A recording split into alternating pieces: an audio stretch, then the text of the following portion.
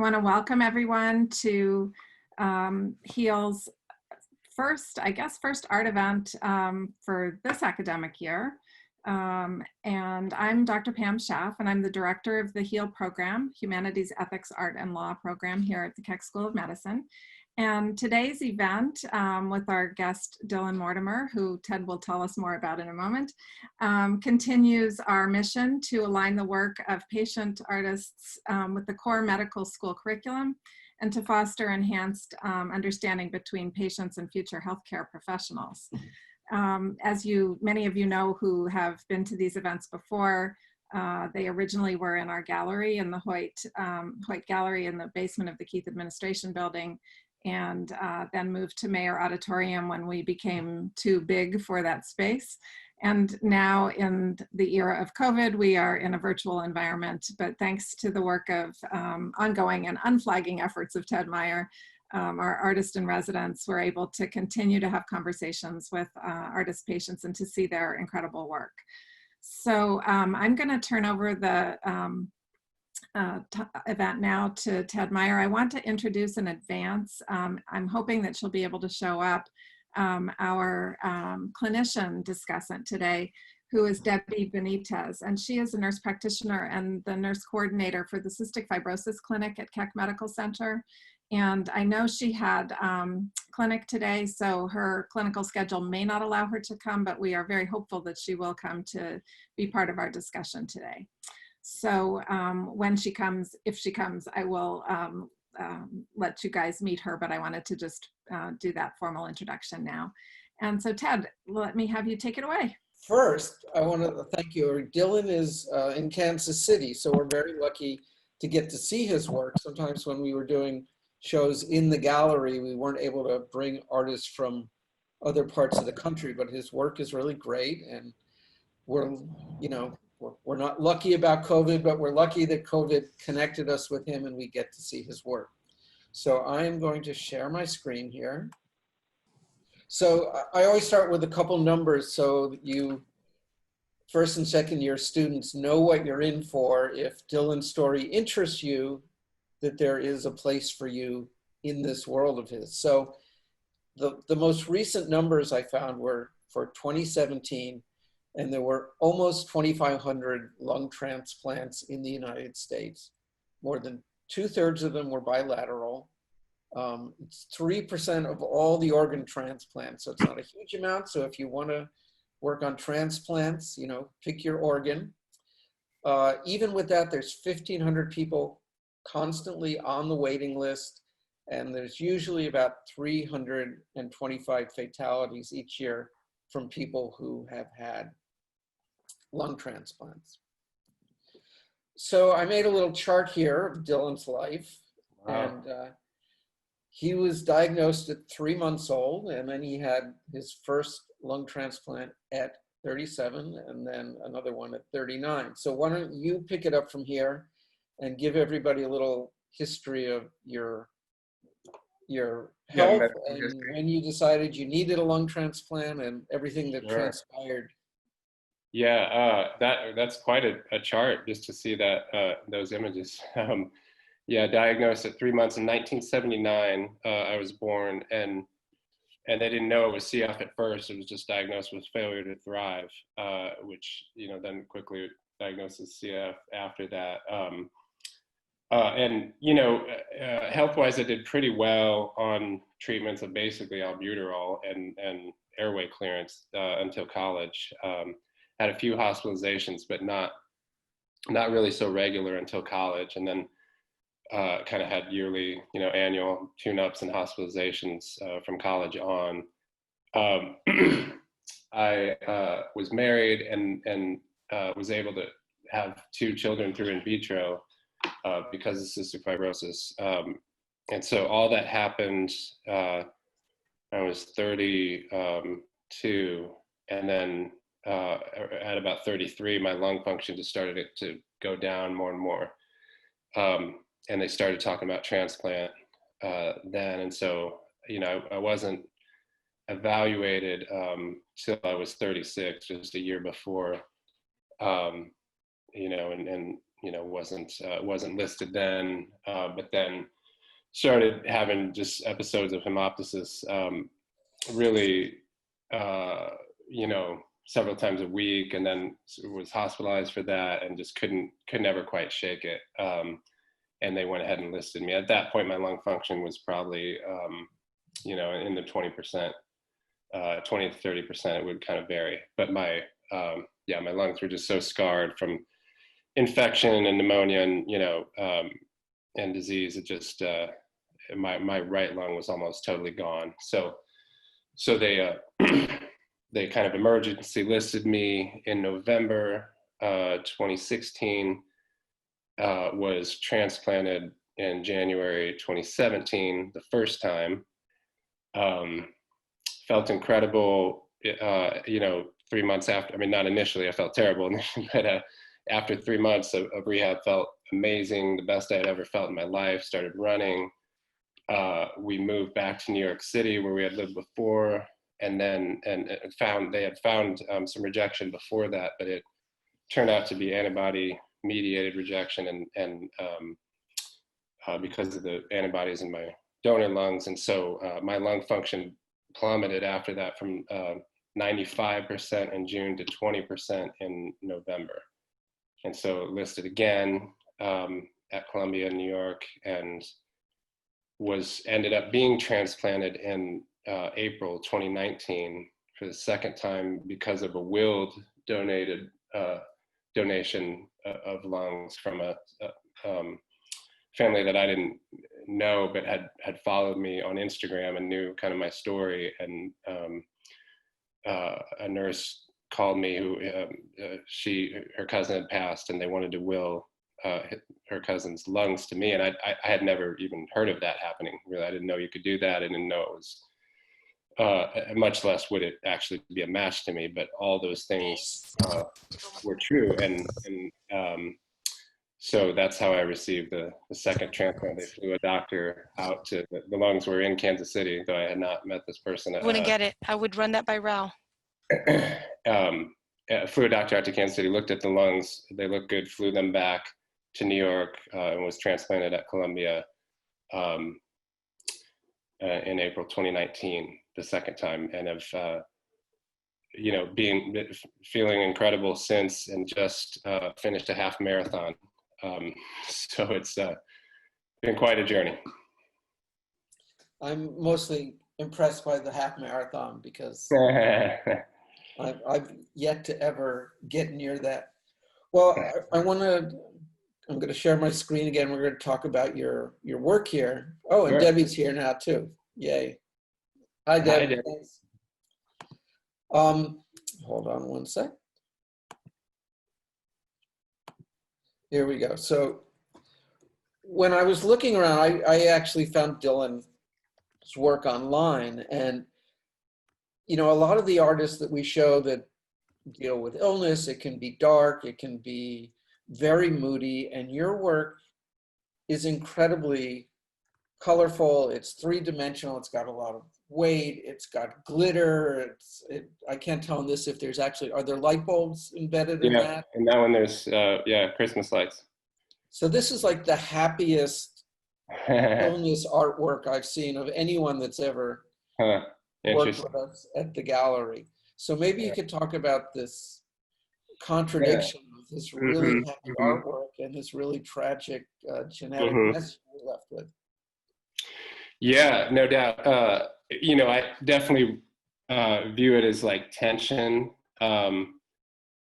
hopefully rather than contradiction. I think, and I think anybody in healthcare being served or serving as a healthcare worker or as a patient, wherever you are in the it's kind of a both and to me. Like there's sort of tragedy and joy, like all mixed up in it, and it's, as you mentioned, Ted, a lot of sadness, a lot of tragedy, a lot of difficult circumstances and challenging situations. That's pretty apparent, I think.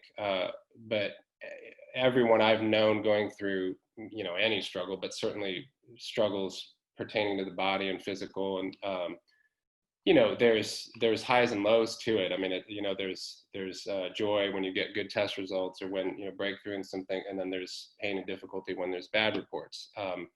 And so in my work, I'm trying to kind of hold both simultaneously, you know, to not by any means try to cover up or deny that there's pain or difficulty. And, you know, maybe some works kind of convey that more than others, but it's to allow the difficulty of that situation to be there and yet be transformed again with shiny materials, glitter, and sort of fancy things as a way of like, it's all really kind of like an envision, a dreaming, an imagination for me of what, you know, health would look like, you know, trying to like imagine what it would feel like to breathe, to be healed, to be free of, you know, these various challenges. So that first image you showed was really one of the first pieces I've made, you know, responding to my health at all, because before that I just completely not wanted to deal with that visually at all, or bring that into the work at all. But it started to really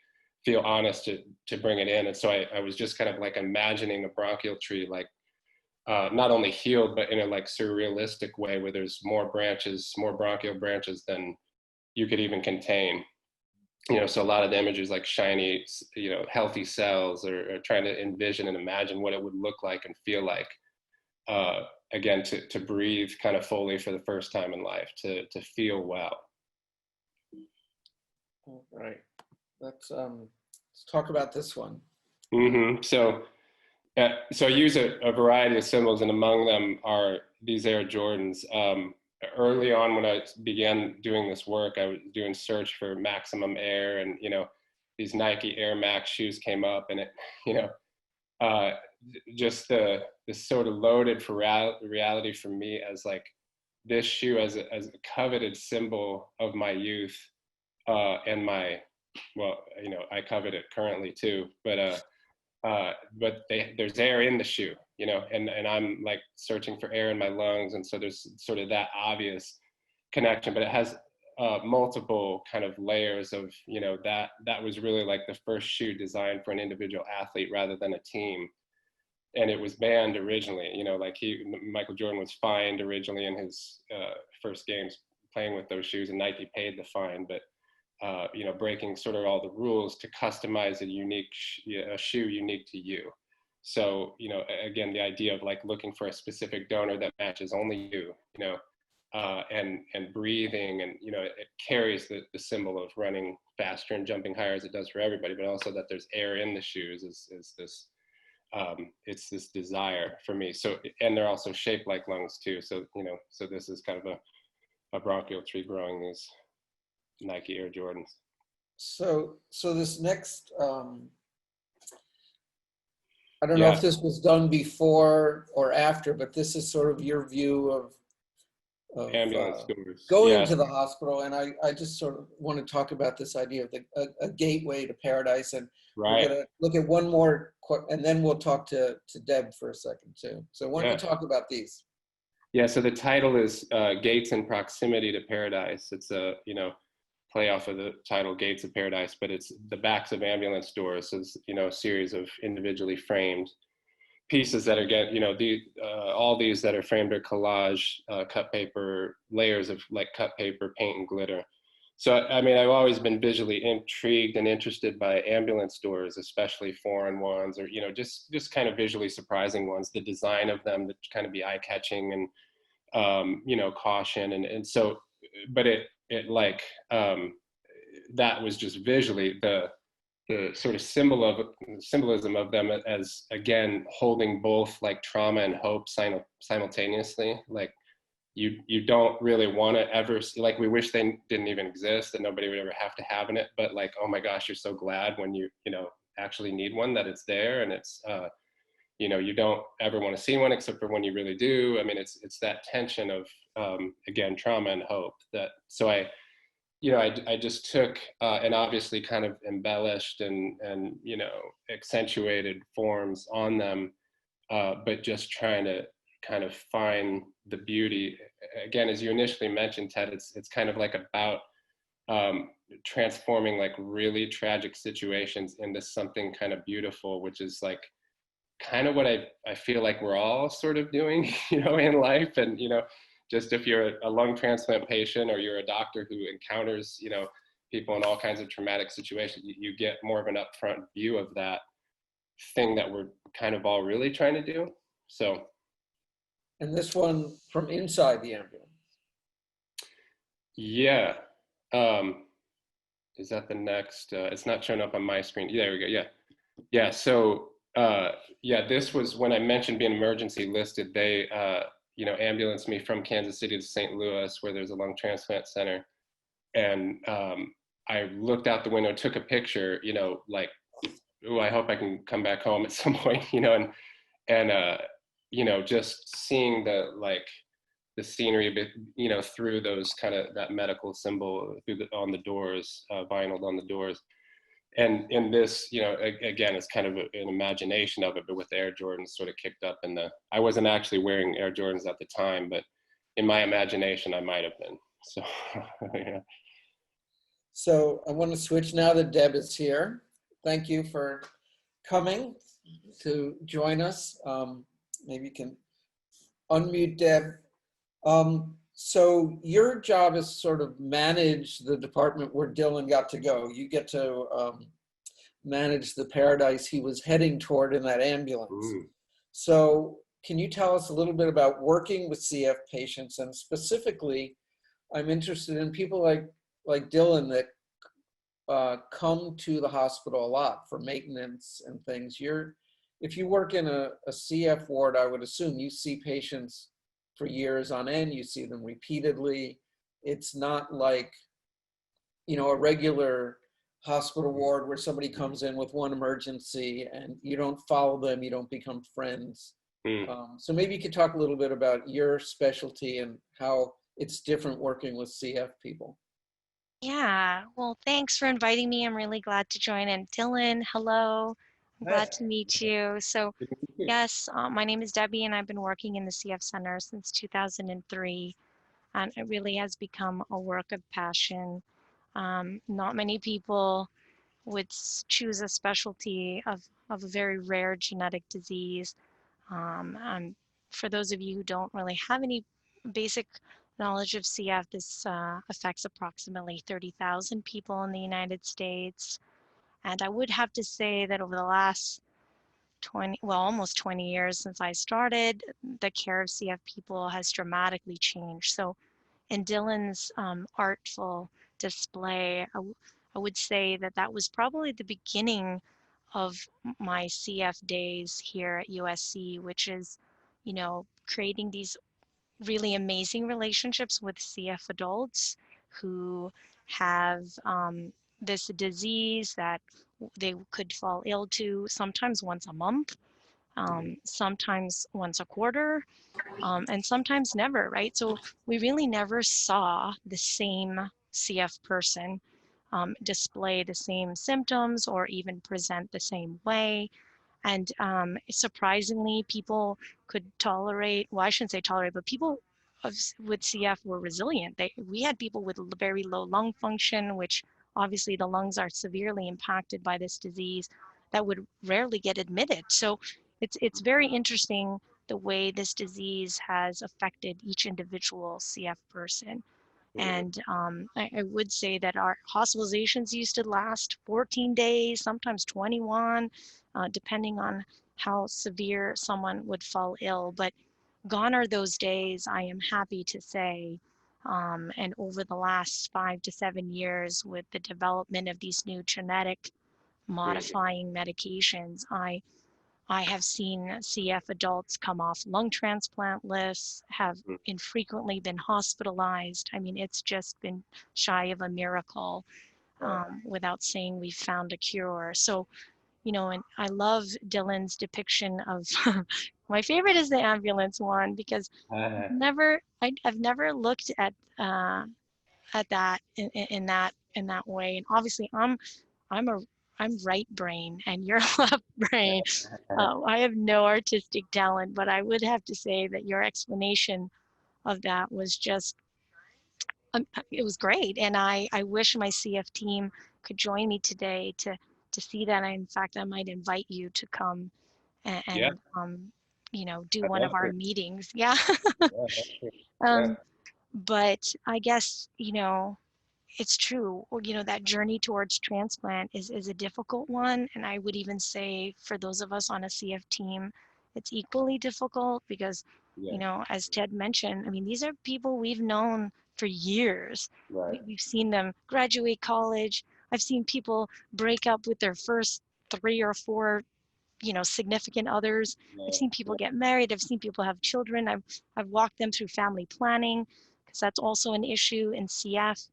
mhm, But we've seen the joys and we've seen certainly the disappointments, and various transitions, whether it's to another CF center because they're moving, or whether it's the transition to transplant where we don't have that strong connection that we had before they were listed and received new lungs, and also the transition to a different place when they get very sick and don't choose to get a lung transplant. So it's heartbreaking. I think those types of relationships with CF people are lifelong. mm, And I'm so glad we're talking about this because I just had a CF person leave us after having known her for 11 years. She's moving back home to Washington. And we had a little crying session yesterday in the clinic oh, room because of how we've seen her, um, you know, gone through college, get her first yeah, job, yeah, and yeah. she got double lung transplant. So Oh, just wow. some incredible Yeah. relationships, and watching people through their CF journey is So probably the best part of the job. maybe both of you guys could talk a little bit about, because we have a bunch of students here, about sort of the temperament to work with an illness like this. Because I always say that there's some people, they should work in an emergency room where they patch somebody up and they never see them again. They like the work, they like the results, but you guys are both in a position where because of your illness, you're around the same people for years. So what is it about you, Deb, that makes you suited for that? And Dylan, if you have any little story about some of your workers. Yeah, I'm curious to see how you'd respond to that, Debbie. Yeah, well, I would have to say, I know when I was in high school, well, I knew I wanted to go to USC, so I am a Trojan, I will say. Um, so I would say that I'm a people person, and my joy in work is the connecting with individual people. So I think that has made me enjoy what I do, and I love the complexity. It sounds really strange, but I love the complexity of CF because I never get the same thing twice. And every day is something new, and somebody's bringing up a new symptom or a concern that may have some similarities to other things that I've heard, but it's always something new to to be reading about or investigating and assessing and managing that might be different from patient to patient. So I think for me, that's kind of the drive is having that type of work. And the second piece to that also is that I get to work with a team. That this is very unique to the CF space, which is that we have to work in what we call interdisciplinary care teams. So we have providers, we have a respiratory therapist, a dietitian, a pharmacist, and a social worker. I mean, it's such an incredible amount of collaborative care, and very supportive to every aspect of the CF disease, which truly affects their everyday. So I think it's such a great space to be in, to be able to provide a unique health care for these type of adults. Yeah. Dylan, is your care in Kansas City, is it, I mean, I know you had your last set in New York, but is the care in Kansas City that same sort of interdisciplinary care? Yeah, it's developed. I think most CF teams have developed to be that because of all the reasons Debbie stated. It was not initially for me when I was younger that, maybe you had a dietitian. I mean, there wasn't really a team. So, but it seems most teams have developed that way, which is great because yeah, there's need for all those different things. And it, it um, Yeah, I would just echo that. Yeah, when you're seeing someone again and again and again, it becomes a relationship. You know what I mean? The history of that becomes important, and as to how you make decisions about, you know, your health and in its current state in the future. So I mean, yeah, developing that kind of good rapport with patients seems to be all the more critical, you know, when you're going to see them again. So um, yeah, I'm really grateful for the teams that I've had, both in New York, St. Louis, and Kansas City. All right, well, it seems like a good time to pull up the next slide. Mm-hmm. Because why don't you talk about this a little bit? Yeah. You've got your whole team there. You've got So I started this before the transplant surgery, and you know, in a sense of like, this is about what's gonna, you know, this is about what's gonna happen to me. This idea of kind of, again, these healthy, shiny cells kind of flowing in or out, you know, an operating table scene where, you know, all these doctors are kind of working, all these surgeons are working with halos that are like the cellular form. So it's just kind of a mashing of sort of these two realities of kind of the physical, the metaphysical, the spiritual, the, you know, the surgical table, it just all kind of fusing together here. So that's me kind of laid out on the table. That's, you know, kind of in outer space. I mean, it's an art piece, you know, so just bear with it, right? And I'm wearing Air Jordans on the table again, which they didn't actually let me do, but you know, in my fantasy, that's how it went down. I was wearing Air Jordan 1s. So yeah. So go ahead, Ted. Where is this time-wise? Where does this fit in? Yeah, so I finished it right after the first transplant, you know, so it was like, okay, you know,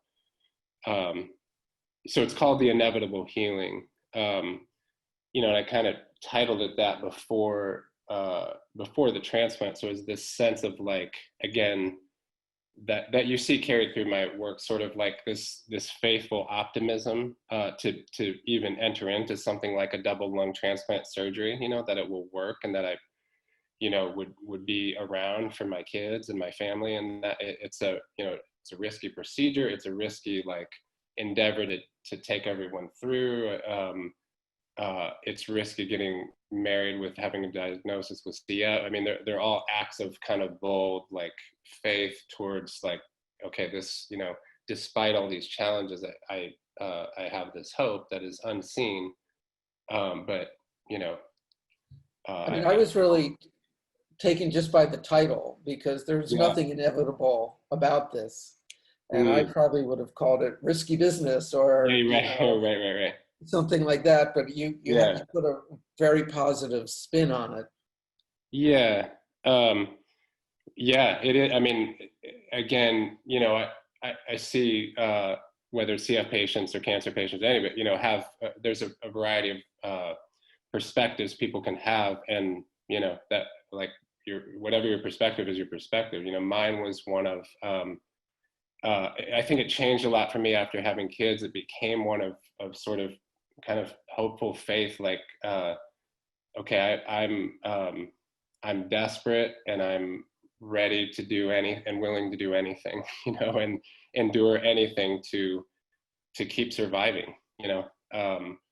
Whereas I think before kids, it was for me one of more, I mean, growing up with this disease, it was, you know, sort of tragic. I hadn't planned to be married. I just thought, you know, okay, that's, you know, woe is me. I got kind of a bad lot, but, you know, oh well, let's kind of move on. And that changed to like, again, with all the work being about transformation, to be kind of like a triumphal thing. I'm going to transform these scars into something glorious and beautiful. So this one was made in New York as I was, you know, my lung function was declining and I'm being told I'm going to be on the list again.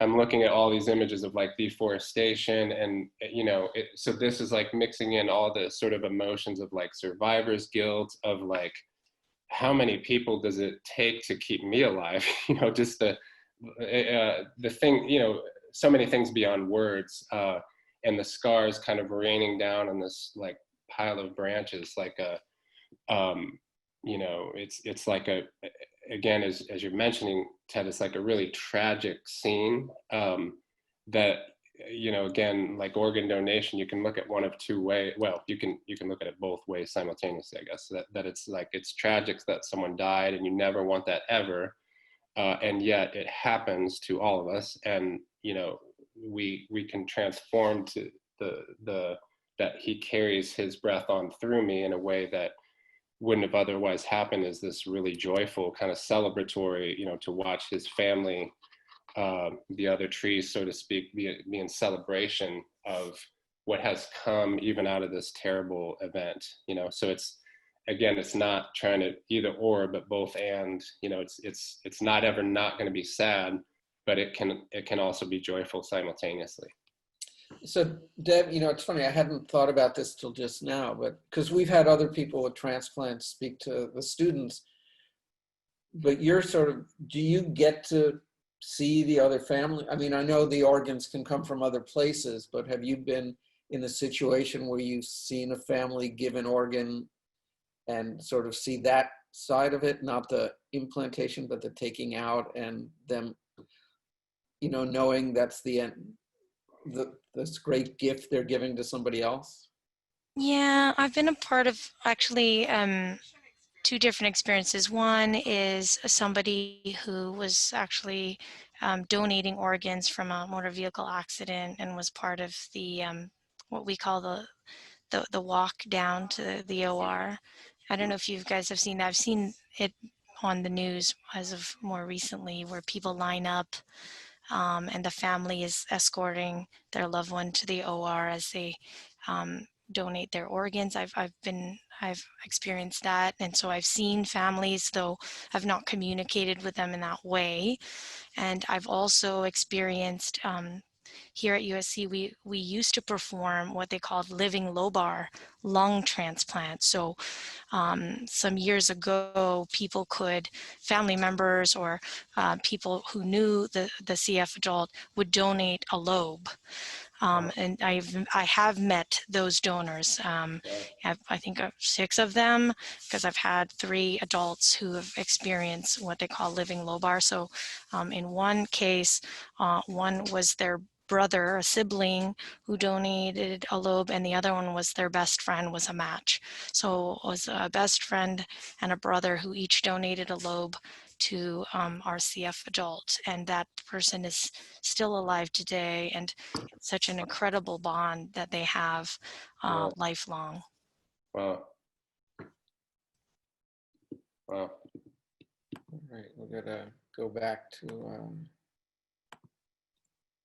all right, so this piece is gigantic, and it's, you know, when I first looked at this one, it hadn't really occurred to me the similarity between tree branches and lungs and the structure. So, and all the goo hanging off the tree, I presume, represents your lungs when you weren't able to breathe. So let's talk about this one for a second. Yeah, so this is called the congregation. So it's, you know, I had done these collages or sculptures with individual bronchial trees, and this is kind of the joining of, you know, so thinking about whether it's the CF community or medical community in general, just the idea of connectedness and sort of holding each other up together. And that dripping phlegm is, you know, something I used in the, you know, at times with the individual bronchial trees. And I didn't realize it until it's kind of after I did 1 or 2 sort of versions like that. Like that's an actual depiction of an airway clearance treatment for a CF patient. You'd be turned upside down, your bronchial tree would be turned upside down, so it would look like more a natural tree, and, you know, outside, and the phlegm hopefully dripping off of it, you know, coming out of you. So so it's, you know, it's sort of literal in that sense, but yeah, the sort of community aspect of it, and the stained glass kind of reference, the multicolored, you know, again, sort of finding the hope amidst all this craziness. So that piece was done for a show that was called Regeneration, and was put up while I was being listed for transplant. And so I was able to be there on opening night with an oxygen tank and everything. and had to go right back in the hospital the next day. And so yeah, that's an intense piece for me, you know, to look at, but because yeah, it's 52 feet wide, and now most of that is at KU Medical Center. Bought it, so it's in a walkway. But yeah. So let's talk about, you know, doing work when you're sort of physically limited to produce a big piece like that. How was that? Well, yeah, so that one was, you know, a digital file that was cut, and it was PVC, the top, that black layer of trees, and then the bottom layer is aluminum, kind of multi-color painted panels.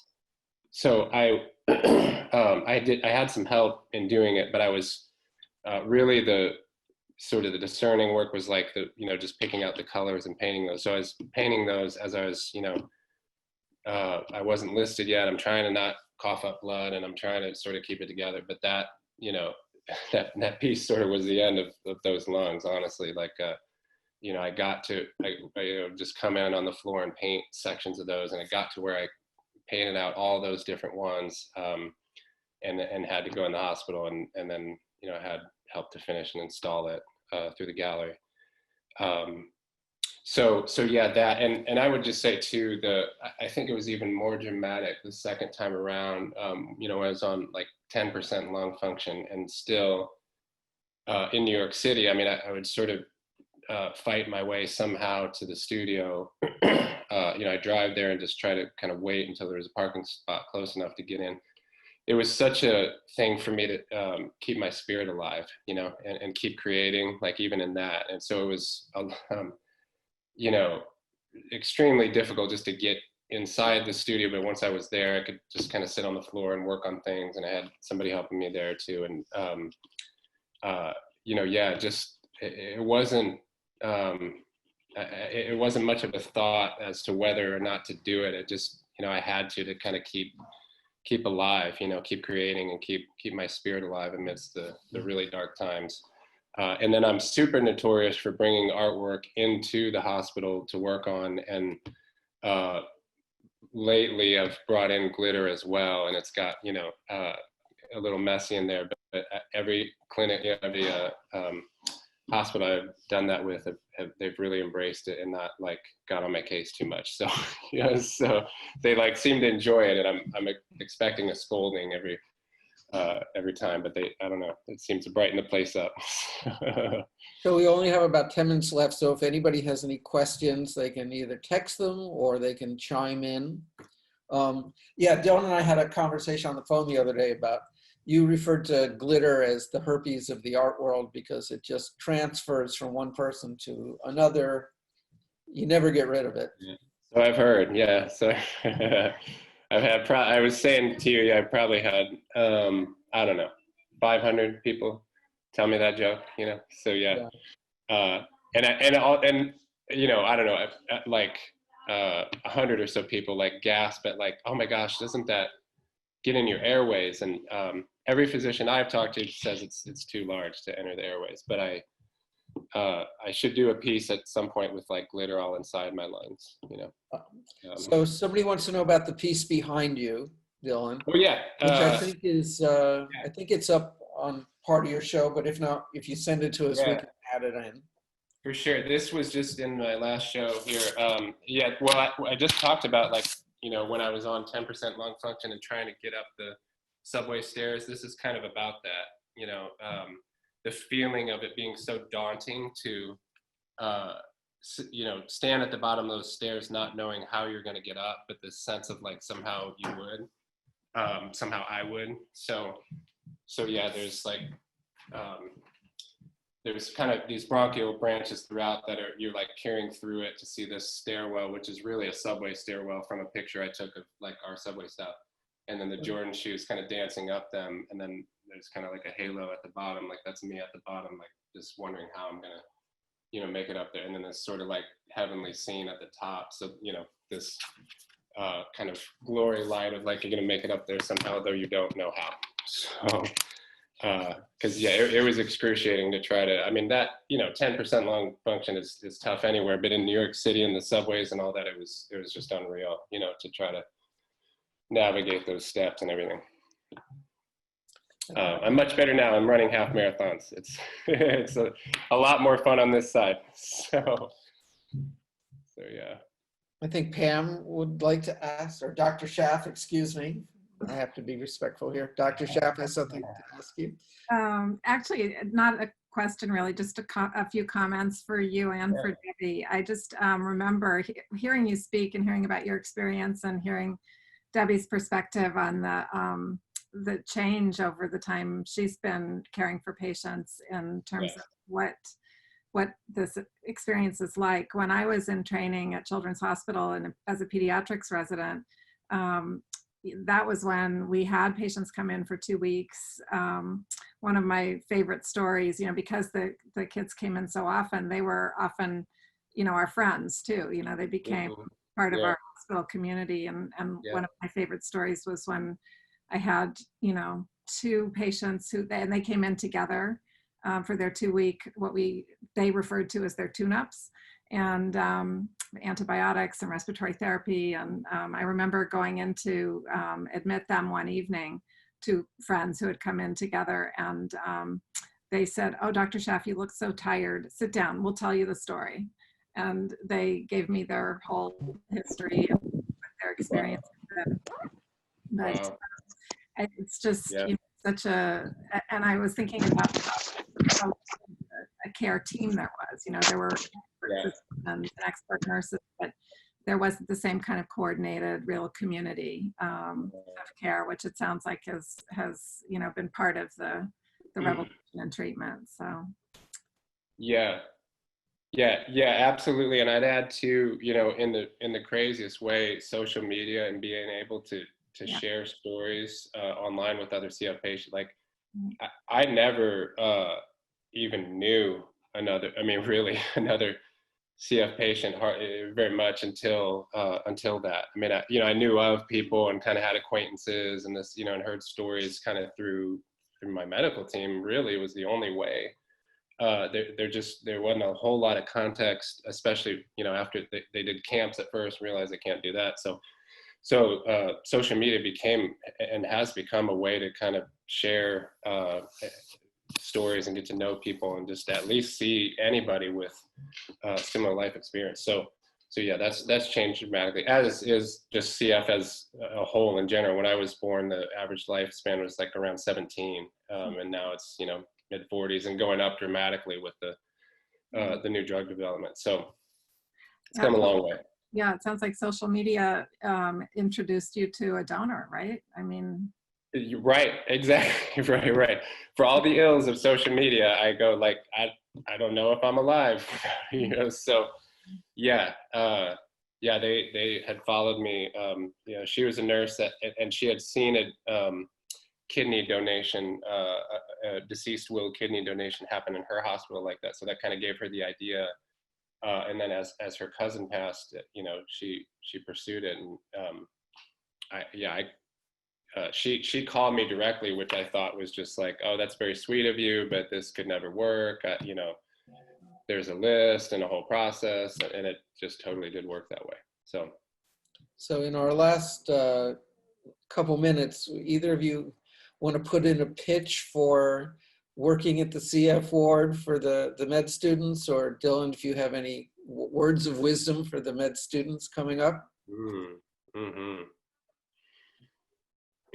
Well, I guess my pitch would be like, man, what an exciting time to, be around the CF community. I mean, it's, we're awfully close, and the development, and work towards a cure of this rare disease, I think is going to have vast implications for others as well. And visiting Vertex a lot, that's what they talk about, and that really kind of like confident way that you like to see, them go like, yeah, we're starting to think about other diseases, that you're like, okay, you go ahead. So, so it's an exciting time in that regard. But as Debbie and Pam both mentioned, just the you know, man, the journeys you get to have with people that you don't really quite, you know, I mean, there certainly are some other diseases that you might have some journey, but my goodness, you know, the long-standing relationships and the victories that you get to see people over, you know, the people you walk with so long, and now these drugs are so close to a cure. It's got to be amazing as a practitioner to see that. Yeah. So we're going to jump in here because we only have a little bit of time. So someone's asking you, you'd use the term hopeful faith, and they want to know how you keep such a positive outlook. And I know you're pretty spiritual, so maybe this will kind of bring that in, or. Yeah. Well, yeah, you know, like in those darkest times where I'm being told, you know, the lung transplant's not working, or, you know, you have to have a transplant, or it's not working, or there's rejection, or the lung function is going down and down and down and down. In the darkest times, you know, I like everyone, you know, like you don't know what to do, you're lost, confused, hopeless, you know, so I just turn to scripture for me as a way of going like, okay, I have to find a way to kind of step outside my emotions right now, and also my mind a little bit, because if I think too cognitively about this situation, it's going to toss me into depression. I don't know what else it would do. So for me, like sourcing hope in seemingly hopeless situations is what my artwork is all about. It's like, let me try to visualize and share this, but that for me is a way of like, you know, stepping back, getting perspective, seeing, you know, so like reading through the Psalms is like, you know, the source for me of like what I do in a lot of those times, because you'll find all the emotions, all the thoughts that you're thinking, or, you know, like, why is this happening to me? It seems unfair. You know, God, are you even there? Do you even exist? I mean, we're not asking any new questions, you know, they've been around for a while, and it's a, you know, therapeutical way to kind of set yourself in a good perspective, and then, you know, realize like the gifts that have been given to you, like to be able to breathe at all, you know. So real quick, I mean, there's so much I could say, but I'll try to make it succinct. That, you know, people ask, what is it like to receive 2 double lung transplants? I mean, what's it like to be given those gifts? And it's of course inexplicable, other than to say it's kind of like the miracle of receiving the gift of breath in the first place. You know, like you didn't earn or deserve it. You didn't work. Nobody looked at your resume. It just was given to you. You know, it's like, and the rest of your life is a celebration of all those breaths that you get to have. You know, you didn't. It's not because you worked hard enough. All those are good things. You know, you want to have a good resume. You want to be a good person, all this stuff, but largely like you're operating out of something that was just given to you, you know. And so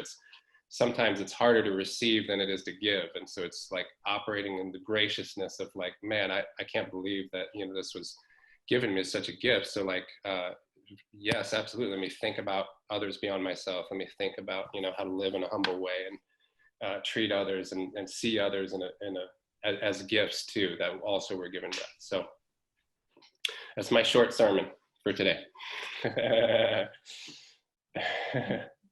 Thank you so much, Dylan, and thank you. You guys have just really inspired me, and I'm sure you've inspired many of our students and faculty and staff who are here as well. I want to take just a minute to reach out to any students who are with us, that we're really interested in student perceptions of our artist-patient events. And if you're interested in participating in a focus group discussion and research about this, please contact Jacob Schreiber, putting his information in the chat. But you can also, when you get the evaluation of the event, you can also just hit the yes box, even if you choose ultimately not to do it. If you pick yes, then we'll reach out to you for another discussion. But I just, you know, Debbie, thanks for taking time out of your clinic. Dylan, thanks for being with us. Thanks for sharing. Thank you, everybody, for joining. Dylan, last thing, what's your social media, your Instagram, or what people want to find you? Yeah, sure. Just my name, Dylan Mortimer, on Facebook, and then on Instagram it's just Dylan.Mortimer, or you can look at my website, dylanmortimer.com. All right, if he needs another set of lungs, you know, Instagram. You know, let's have faith here. Ted, thanks Thank again. you both. Thank you, Thanks everybody everybody. for showing up. Thank you, Debbie. Thank you, Pam. Thanks, Ted. For sure. Take care, everyone. Stay well. All right.